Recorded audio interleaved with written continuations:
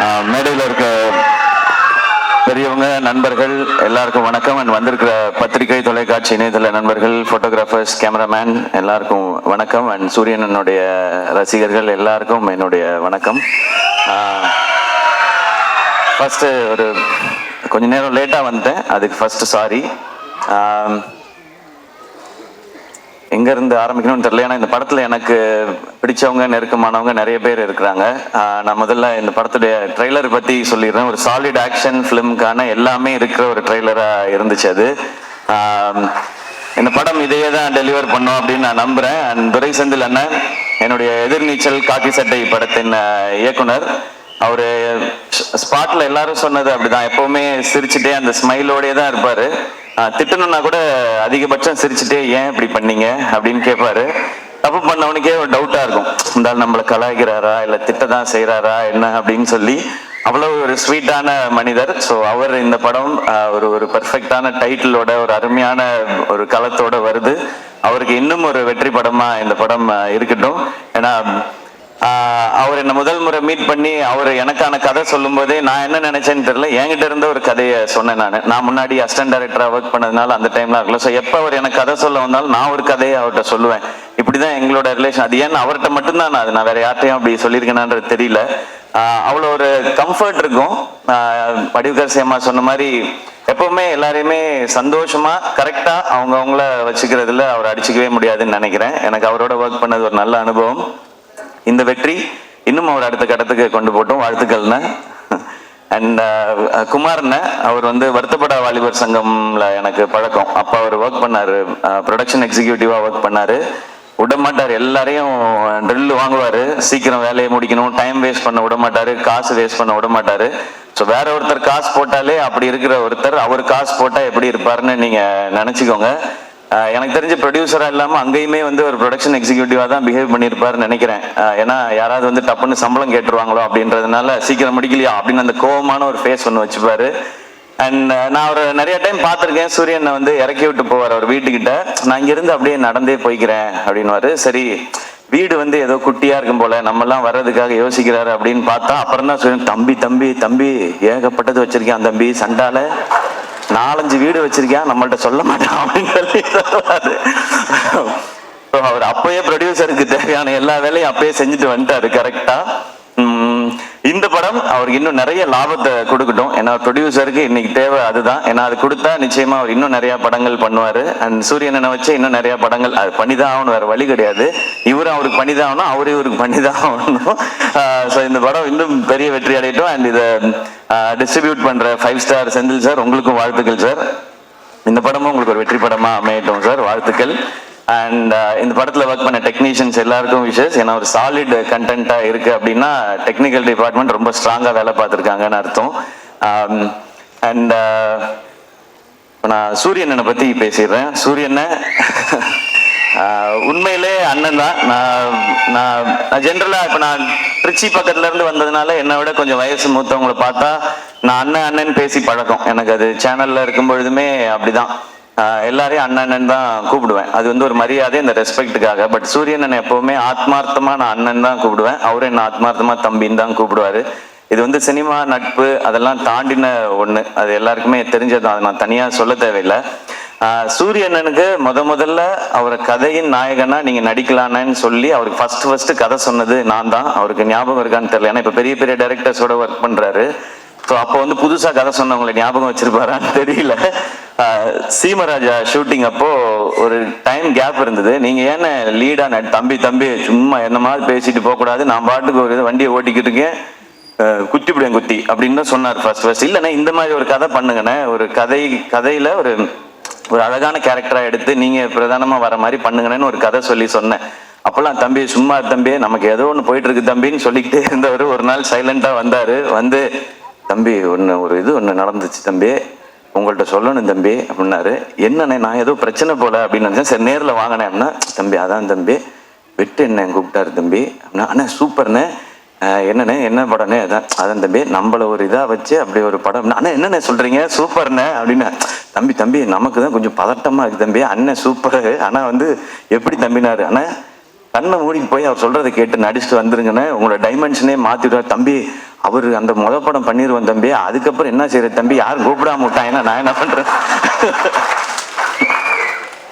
அப்படிலாம் இல்லைண்ணே, நீங்க ஃபர்ஸ்ட் போங்கண்ணே, உங்களுக்குள்ள இருக்க டேலண்டா அவர் வந்து வெளியில கொண்டு வந்துருவாருண்ணே. அதை பார்க்கும் பொழுது இங்க எல்லாருக்கும் தேவைண்ணே. இப்படி ஒரு சேது பிரதர் சொன்ன மாதிரி தான், இப்படி ஒரு முகம் வந்து தேவை எல்லாருக்கும். இந்த மாதிரி கதையை சொல்றதுக்கு நீங்க போங்க, அந்த எக்ஸ்பீரியன்ஸே நல்லா இருக்கும் அப்படின்னு சொல்லி அது எனக்கு கேட்கும் போதே சந்தோஷமா இருந்துச்சு. அப்ப நான் சொன்னேன், இதுதான் உங்க லைஃபோட பிக்கஸ்ட் டேர்னிங் பாயிண்ட், இந்த மொமெண்ட் தான்.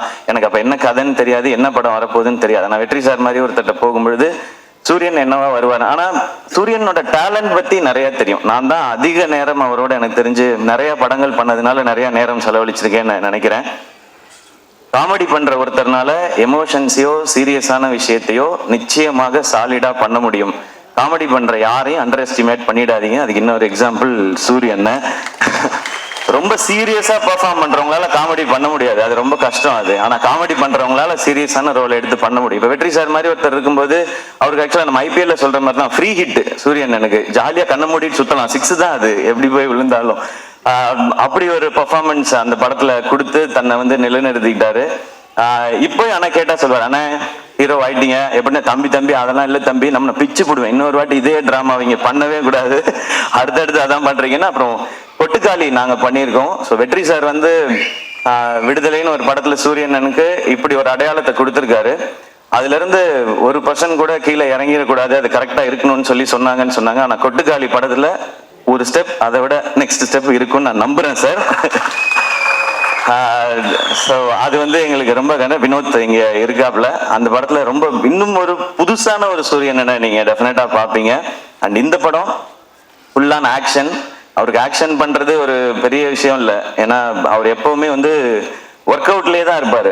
நான் வந்து ஜாலியா சாப்பிட்டுட்டு சுத்திட்டு இருப்பேன் ஷூட்டிங்லலாம். அவர் எப்பவுமே தம்பி ஒர்க் அவுட் தம்பி, இன்னைக்கு நான் பார் தம்பி சூப்பரா பண்ணிட்டு வரேன்னு சொல்லி ஃபுல்லா ஒர்க் அவுட் மோட்லேயே தான் இருப்பாரு. ஸோ அவர் அந்த ஆக்ஷன் பண்றதுக்கெல்லாம் அவர் எப்பவோ ரெடி. இப்போ அதுக்கான கதை வந்துட்டே இருக்குன்னு நினைக்கிறேன். இப்போ வந்து ரொம்ப கிளியரா இருக்காரு, நான் வந்து இனிமே ஹீரோவா தான் பண்ணுவேன் அப்படின்றதுல ரொம்ப ரொம்ப கிளியரா இருக்காரு சூரியன். நிறைய டைம் இன்ஸ்டாகிராம்ல உட்காந்து ஹீரோயின்லாம் செலக்ட் பண்ணிட்டே இருக்காரு. இதெல்லாம் பார்த்து தம்பி இது கரெக்டா இருக்குமா தம்பி அப்படிலாம் சொல்லி, ஸோ அந்த லெவலுக்கு பர்ஃபெக்டா ஒரு ஹீரோவா எல்லாமே செட் ஆயிட்டாரு. ஸோ ஆனால் கருடன் படம் உங்களுக்கு இன்னும் ஒரு பெரிய மைல் ஸ்டோனா இருக்கட்டும். அண்ட் கொட்டுக்காலியை எல்லாருக்கும் காட்டுறதுக்கு நான் வந்து காத்திருக்கேன். எல்லாரும் அதை பார்க்கணும்னு நான் ஆசைப்படுறேன்.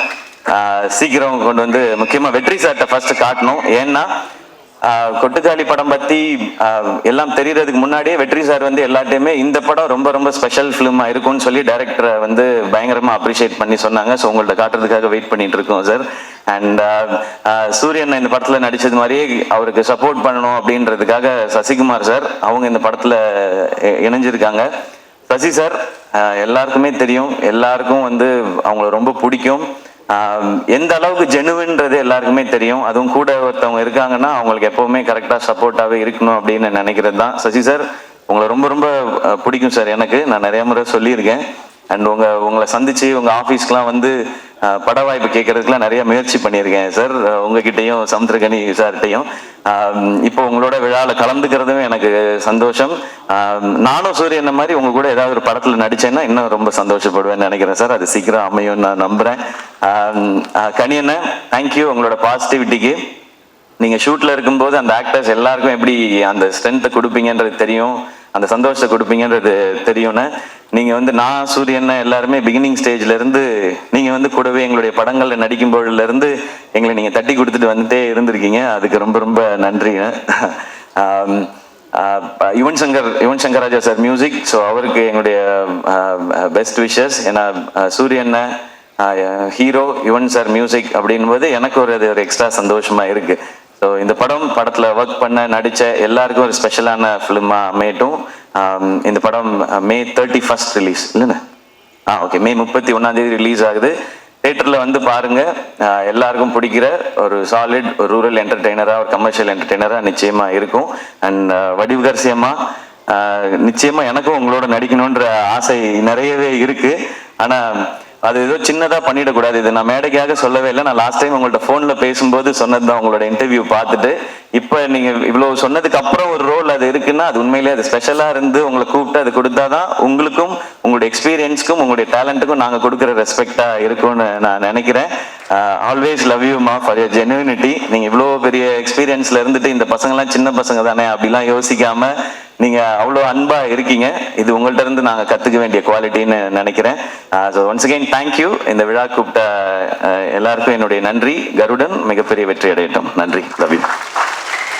இன்னைக்கு ஒரு பயங்கரமான ஒரு ஹீரோவா சூரியனை மாறி இருக்காரு. சூரியனை தமிழ் சினிமாவோட ரொம்ப முக்கியமான 2 ஹீரோஸ் உங்க பக்கத்துல இருக்காங்க. 2 பேர்ட்ட இருந்தும் ஒரு விஷயம் எடுத்துக்கணும் அப்படின்னா என்ன எடுத்துப்பீங்க? ஹீரோ சூரிய அவர்கள் சேதுவன் இருந்து ஒரு விஷயம் எடுத்துக்கணும், எஸ்கேன் இருந்து ஒரு விஷயம் எடுத்துக்கணும். நான் தம்பிக்கிட்ட இருந்து அவர் டான்ஸ் எடுத்துக்கணும்னு ஆசைப்பாரு. எஸ்கேன் இருந்து டான்ஸ், மாமா கிட்ட இருந்து பாடி லாங்குவேஜ்.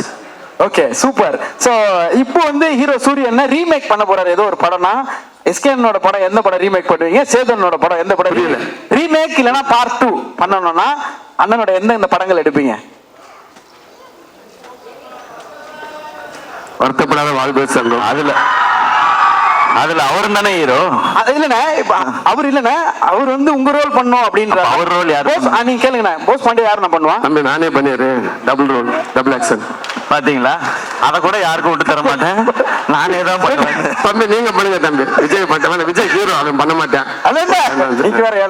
தம்பி அடுத்து வளர்ந்து வர காமெடி பண்ணட்டும். சரி ஓகே ஓகே. மாமா படம் சூது கவும். ஓகேண்ணா, கூடு விட்டு கூடு போயிறாரு சூரியன். ஒரு நாள் எஸ்கேனோட பாடியில உடம்புல இருந்தீங்கன்னா என்ன பண்ணுவீங்க? ஒரு நாள் சேதனோட உடம்புல இருந்தீங்கன்னா என்ன பண்ணுவீங்க? போயிட்டு ஒரு 10 புடி தம்பி உடம்புக்கு போனா ஒரு 10 புடி செட்டு போல டக்குன்னு அட்வான்ஸ் வாங்கிட்டு வந்துருவேன். ஆமா, எல்லாம் ஒரு 2030 வரைக்கும் டேட் இருக்காது. பெரிய அமௌண்ட் வாங்கி பேங்க்ல போட்டு நான் படுக்க போய் நடுக்குன்னு உட்காந்துக்கிருவேன். மாமா உடம்புக்கு போயிட்டு எங்கேயும் அதே மாதிரி நிறைய பேருக்கு அட்வான்ஸ் ஆனும் இல்லாம இந்தி பக்கம் போயிட்டு வளர்ச்சி பாம்பே பக்கம் ஒரு 10 செக்கை வாங்கிட்டு அப்படி ஆண்டு அமெரிக்கான என்ன மாமான்னு கேட்டு போற போக்குல ஷாருக்கான வாமச்சான் சாப்பிடலாமான்னு கேட்டு அப்படி தீர்கா படி கொண்டு பார்த்துட்டு அவங்ககிட்ட 5 நிமிஷம் பேசிட்டு வந்துருவேன். பேசிட்டு அவன் நம்ம வந்துருவான். அதுக்கு மறுநாள் நான் ஒரு நாள் தானே, அதுக்கப்புறம் இவங்க 2 பேரும் தானே பாத்துக்கிற போறாங்க.